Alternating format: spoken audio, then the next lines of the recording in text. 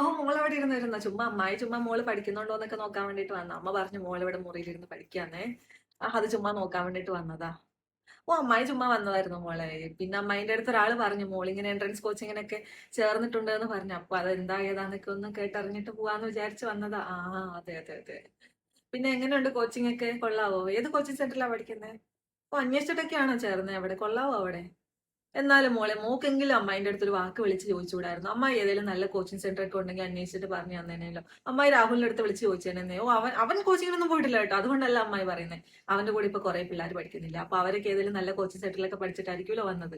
അപ്പൊ അവൻ അവരോടൊക്കെ ചോദിച്ചിട്ട് പറഞ്ഞു തന്നേനെ. അതുകൊണ്ടാ. ആന്നേ, മോക്ക് ഒരു വാക്ക് പറയായിരുന്നു എന്തായാലും ചേർന്നതിന് മുന്നേ. ഓ, ഇനിയിപ്പോ സാറില്ല, പോട്ടെ. കുഴപ്പമില്ല, ഇനിയിപ്പോ എന്തായാലും നല്ലതെന്നല്ലേ പറഞ്ഞത്, പഠിച്ചു നോക്ക്. ഓ, രാഹുൽ കോച്ചിങ്ങിനൊന്നും പോയിട്ടില്ല മോളെ, അത് മോൾക്ക് ഇപ്പോഴാ അറിയുന്നേ? ഓ, അവനെന്നാ കോച്ചിങ്ങിനൊന്നും പോയിട്ടില്ല കേട്ടോ. അവൻ ഈ പ്ലസ് ടു കഴിഞ്ഞ സമയത്ത് ചുമ്മാ വീട്ടിലിരുന്ന് ബുക്കൊക്കെ വെച്ച് പഠിച്ചതേ ഉള്ളൂ.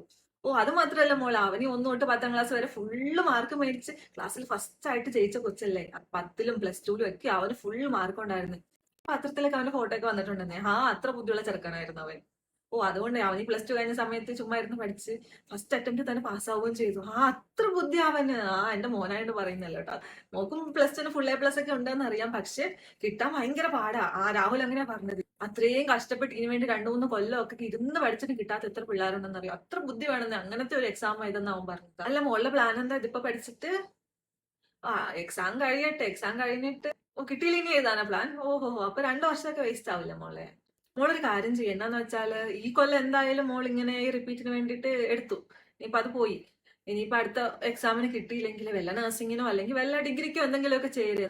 എന്തായാലും നമ്മുടെ കുടുംബത്തിൽ ഇപ്പൊ ഒരു ഡോക്ടർ ഉണ്ടല്ലോ, പിന്നെ ഇപ്പൊ മോളും കൂടെ ഡോക്ടറായിട്ട് വലിയ അങ്ങനെയല്ല കേട്ടോ അമ്മായി പറഞ്ഞത്. എന്തായാലും നമുക്കൊരു ഒരാളുണ്ടല്ലോ കുടുംബത്തെ ഡോക്ടറായിട്ട്. അതെ അതെ.